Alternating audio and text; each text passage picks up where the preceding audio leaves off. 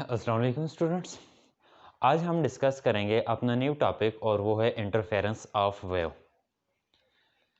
हमने इससे प्रीवियस जो टॉपिक पढ़ा था तो वहाँ पर हमने डिस्कस किया था सुपरपोजिशंस या सुपरपोजिशंस प्रिंसिपल। सुपरपोजिशंस प्रिंसिपल में हमने ऐसे कहा था कि अगर कोई सी दो वेव ट्रेवल करें और किसी सर्टन पॉइंट पर वो वेव्स किसी सर्टन पॉइंट या लोकेशंस पर उन वेव्स का एम्पलीट्यूड्स इंक्रीज हो जाए या डिक्रीज हो जाए, जैसे भी हो तो वो सुपरपोज हो रही हैं। लेट्स सपोज हम ये कहते हैं कि ये हमारे पास एक वेव ऐसे है और दूसरी वेव ये भी ट्रेवल कर रही है और यहाँ पर ये सुपरपोज्ड हो रही हैं, तो इससे रिजल्टेंट इनका मैग्नीट्यूड क्या हो जाता है, रिजल्टेंट मैग्नीट्यूड इंक्रीज हो जाएगा। तो इसे हम सुपरपोजिशन प्रिंसिपल का नाम देते थे।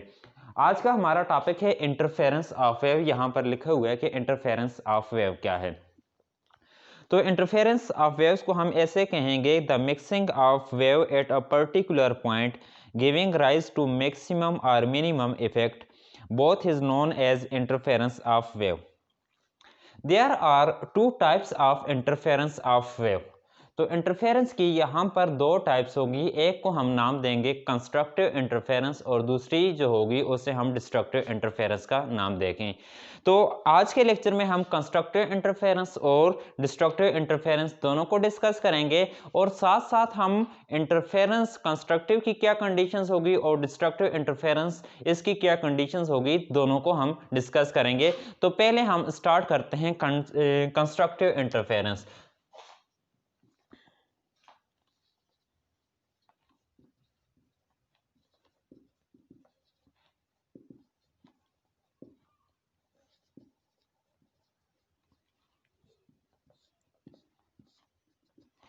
कंस्ट्रक्टिव इंटरफेरेंस क्या है, इसको हम डिफाइन ऐसे करेंगे, if wave so meet that their crest and valley fall on each other they reinforce each other and we call the effect constructive interference.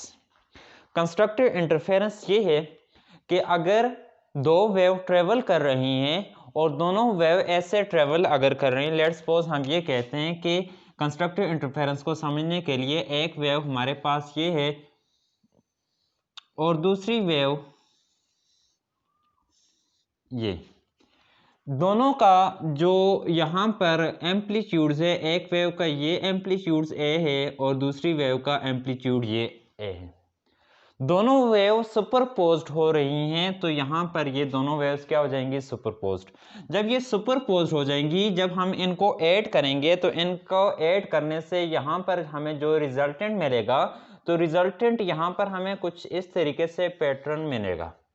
अब यही जो एम्पलीट्यूड जो होगा तो ये इंक्रीज हो जाएगा और यहाँ पर ये एम्पलीट्यूड भी इंक्रीज, किस वजह से, क्योंकि यहाँ पर क्रस्ट के साथ ऐड हो जाएगा और ट्रफ के साथ ऐड हो जाएगा। तो क्रस्ट के साथ और ट्रफ के साथ जिस वक्त ऐड होगा तो वहां पर हमें मैक्सिमम इफेक्ट मिलता है। तो ऐसा प्रोसेस, ऐसी इंटरफेरेंस जिसमें हमें मैक्सिमम इफेक्ट मिले, तो उस प्रोसेस को हम कंस्ट्रक्टिव इंटरफेरेंस का नाम देते हैं। कंडीशंस लास्ट में हम इसके डिस्कस करेंगे और हम ऐसे भी डिफाइन कर सकते हैं, the process in which crust aid in other crust and trough aid in other trough known as constructive interference।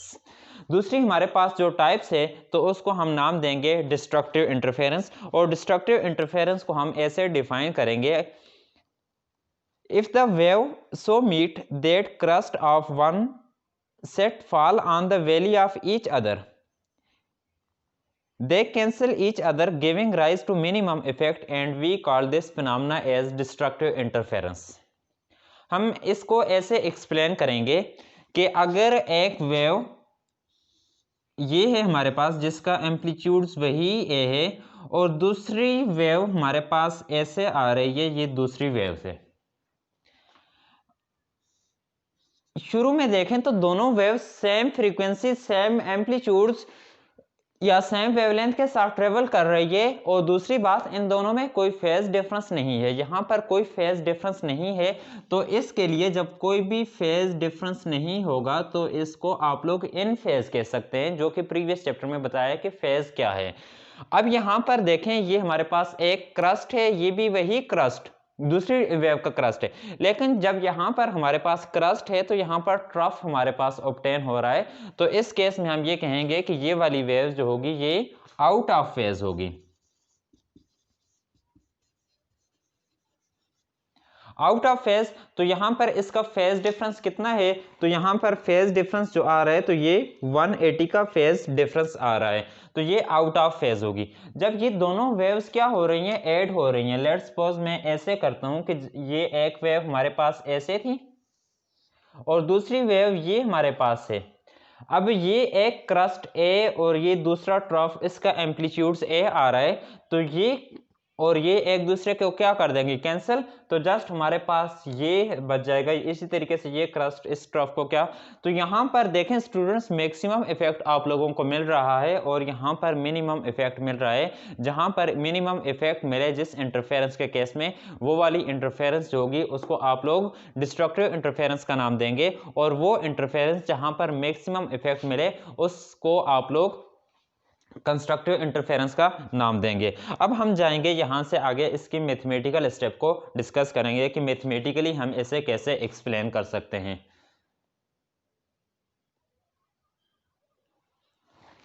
Now students, यहाँ पर हम इसको कंस्ट्रक्टिव इंटरफेरेंस और डिस्ट्रक्टिव इंटरफेरेंस इन दोनों को एक्सप्लेन करने के लिए हम मैथमेटिकल स्टेप की तरफ जाएंगे कि हमारे पास कौन सी कंडीशंस हो कंस्ट्रक्टिव इंटरफेरेंस और किस कंडीशंस पर डिस्ट्रक्टिव इंटरफेरेंस आएगी। तो हम ऐसे स्टार्ट करते हैं कि let's suppose we have two waves and travelling in a forward directions. इन दोनों वेव्स में जो फेज डिफरेंस है तो एक को हम कहेंगे कि φ1 है एक में फेज, और दूसरे में जो फेज होगा तो उसको φ2 का नाम देंगे। मैथमेटिकली हम इन दोनों वेव्स को ऐसे रिप्रेजेंट करेंगे कि लेट्स सपोज हमारे पास एक वेव्स ये है y1 xt x, ये y1 ये हमारे पास एम्पलीट्यूड देगा, x ये डायरेक्शंस के along x axis wave travel कर रही है और t ये टाइम को रिप्रेजेंट करेगा। दूसरी वेव जो होगी उसे हम y2 से रिप्रेजेंट करेंगे, ये हमारे पास इक्वल होगी ym, ये अब एम्पलीट्यूड को रिप्रेजेंट कर रहा है ym sine of kx minus omega t plus इसको हम नाम देते हैं φ1 का। या यहाँ पर अगर फेज डिफरेंस जो है इसको इंट्रोड्यूस नहीं करना चाहते तो एज इट इज आप लोग लिख सकते हैं। और दूसरी वेव के लिए हम ये कहते हैं कि दूसरी वेव ये है y2x t is equal to ym sine of kx minus omega t plus इसको आप लोग φ2 का नाम दें। तो यहाँ से एक चीज़ क्लियर हो गई कि दोनों वेव्स ट्रेवल कर रही हैं, एक में फेज डिफरेंस φ1 और दूसरे में फेज डिफरेंस जो है ये φ2 है। फिर आगे हम ऐसे कहते हैं कि लेट्स सपोज दोनों वेव एक दूसरे के साथ क्या हो रही हैं, सुपरपोज्ड हो रही हैं। जब दोनों वेव्स एक दूसरे के साथ सुपरपोज्ड हो रही हैं तो इसको हम मैथमेटिकली ऐसे लिखेंगे कि दोनों वेव्स ये हैं, तो बाय सुपरपोजिशंस प्रिंसिपल आप लोगों ने ऐसे लिखना है, बाय सुपरपोजिशंस प्रिंसिपल। तो क्या बन जाएगा yxt is equal to y1xt plus y2xt। अब स्टूडेंट्स यहाँ पर आप लोगों ने ये करना है, ये वाली y1 की वैल्यू और y2 ये दोनों वैल्यू यहाँ पर पुट कर लेनी है, तो ये इक्वेशंस बन जाएगी yxt इज इक्वल टू, जब आप लोग वैल्यू पुट करेंगे तो यहाँ पर ये देखें ym दोनों में क्या है, ym दोनों में कॉमन है, तो ym को यहाँ पर आप लोगों ने कॉमन ले लिया। जब ym को कॉमन लिया तो ये बन जाएगा sine of kx minus omega t plus φ1 plus sine of kx minus omega t plus φ2। ym common ले लिया है और इसको आप लोग नाम दें कि ये आप लोगों के पास इक्वेशंस 1 है। अब इक्वेशंस 1 में आप लोगों के पास ये फार्मूला बन रहा है, इसे अगर आप लोग बोलें ये अल्फा है और ये बीटा, तो ये फार्मूला कुछ ऐसे बन जाएगा, as we know that sine alpha plus sine beta. ये फार्मूला हम देखना चाहते हैं कि ये किसके इक्वल हो जाएगा, तो ये वाला फार्मूला ऐसे आप लोग लिखेंगे, ये बन जाएगा 2 sine 1/2 alpha plus beta into, इसी के साथ आप लोग फिर लिखेंगे cos, तो cos 1/2 cos 1/2 alpha minus beta, या ऐसे लिख लें sign alpha plus beta divided by 2, जिस तरीके से आप लोग लिखें। तो अब इस फार्मूले को यहाँ पर हम अप्लाई करेंगे तो इक्वेशंस 1 हमारी कुछ ऐसे बन जाएगी, y x T is equal to Y m sine alpha plus beta. तो इसमें ये वाली जो इक्वेशंस होगी तो ये ऐसे 2 साइन ऑफ 1/2 अल्फा, तो ये हमारे पास बन जाएगा के x minus omega T plus 5/1 plus beta. तो बीटा के लिए ये वाली इक्वेशंस हमारे पास के x minus omega T plus 5/2, ये वाली टर्म लिख ली। अब इसके साथ ये वाली टर्म काज, तो दूसरी टर्म को मैं यहाँ पर लिखता हूँ काज 1/2 अल्फा माइनस बीटा, तो के x minus omega T plus 5/1, यहाँ पर माइनस है, माइनस होने की वजह से ये टर्म माइनस के एक्स, अब ये प्लस ओमेगा टी और यहाँ पर माइनस, यहाँ पर इसकी जगह पर आ जाएगा -5/2। नेक्स्ट स्टेप में जो टर्म यहाँ से कैंसिल हो जाएगी उसको हम कैंसिल करेंगे और जो ऐड हो जाएगी तो उसको हम ऐड करेंगे। तो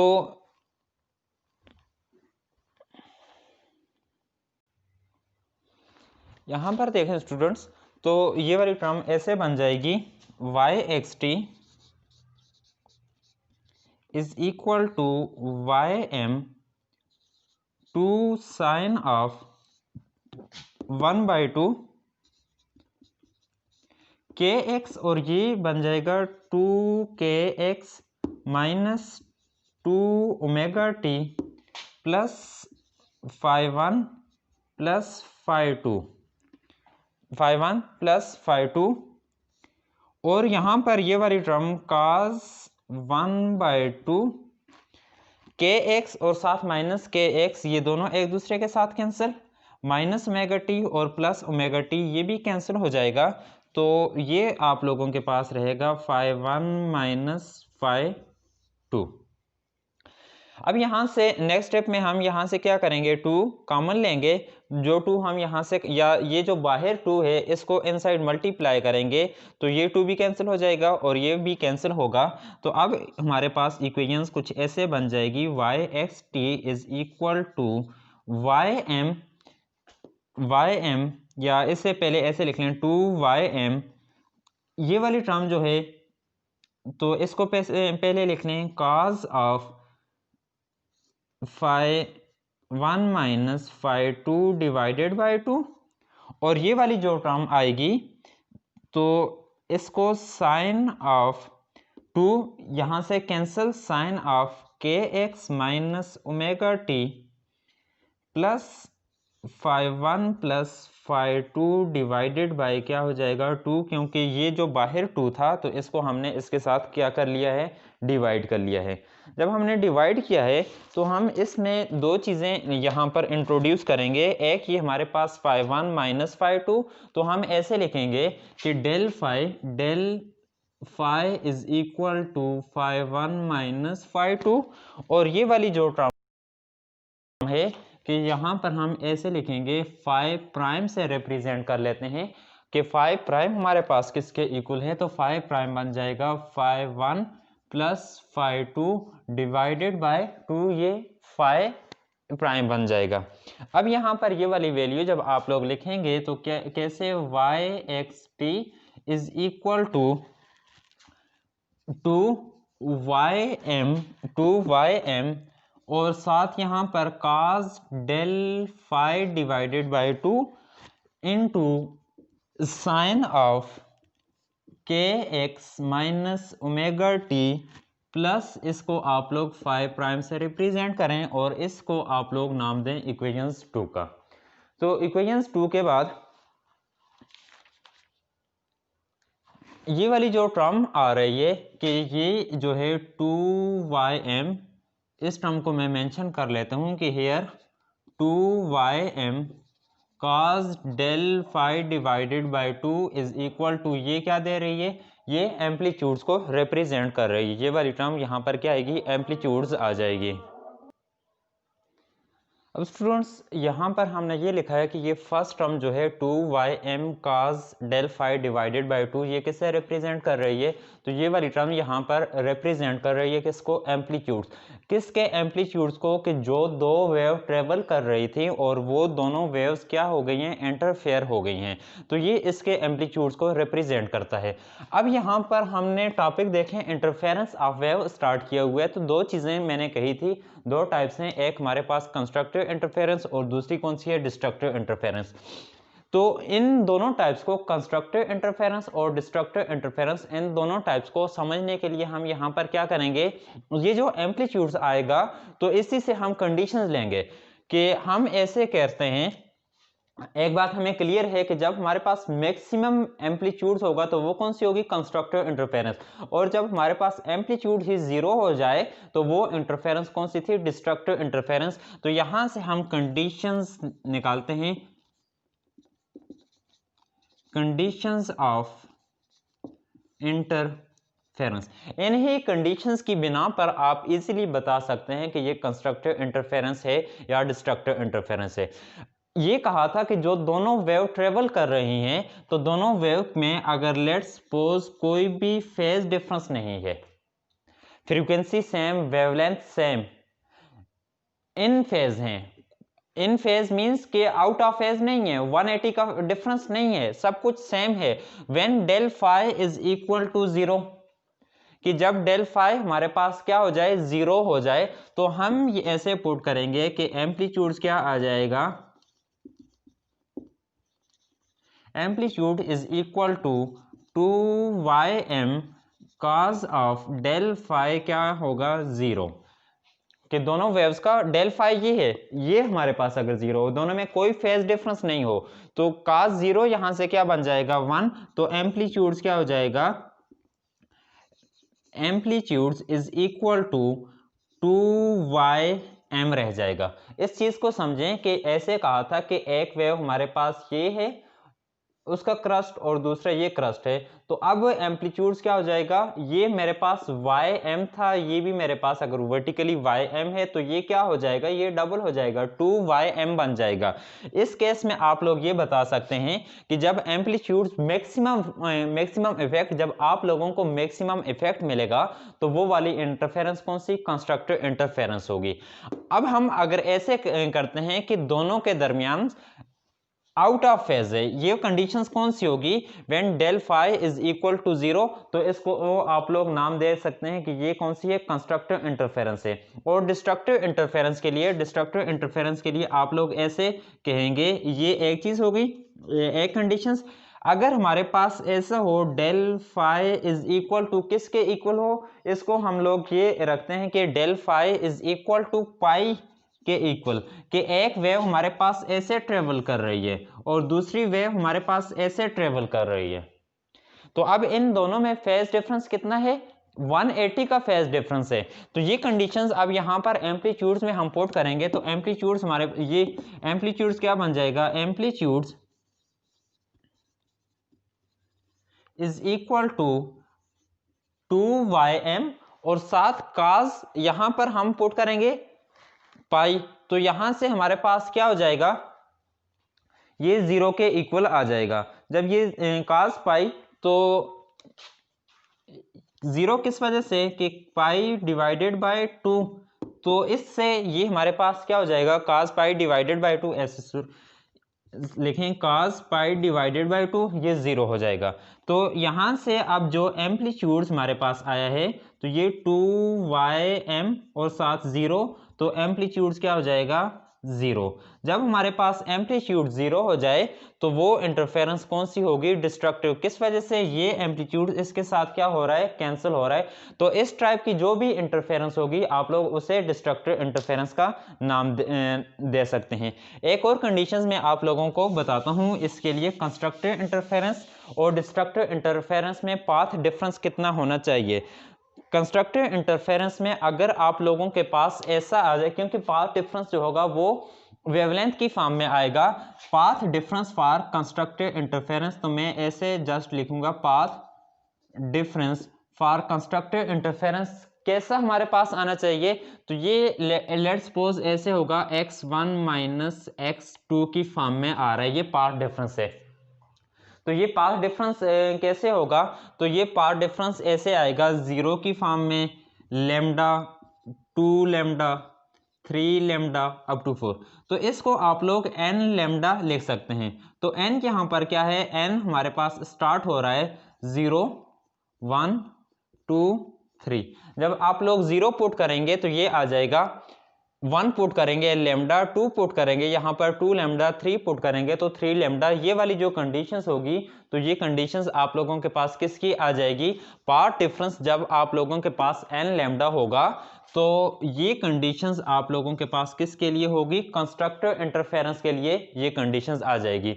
और डिस्ट्रक्टिव इंटरफेरेंस के लिए क्या कौन सी कंडीशंस होगी, तो डिस्ट्रक्टिव इंटरफेरेंस के लिए आप लोग लिखेंगे for destructive interference when path difference is equal to, वही होगा x1 माइनस x2। हम इसी तरीके से लिखेंगे, पाथ डिफरेंस ये होगा, लेकिन ये हमारे पास ऐसे आएगा lambda by 2, 3 lambda by 2, 5 lambda by 2, इसके बाद 7 lambda by 2 up to so on, और ये भी क्या होगा अप टू सो ऑन।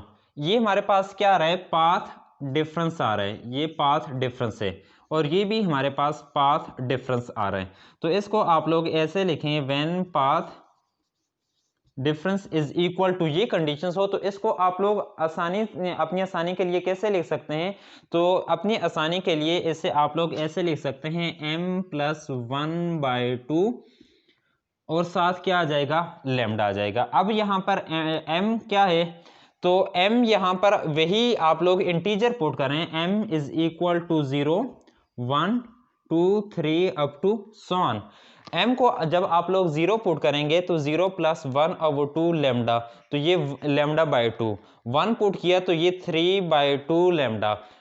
इसी तरीके से आगे पुट करें 3 5, तो 4 पुट करेंगे 7 लेमडा बाय 2 आ जाएगा।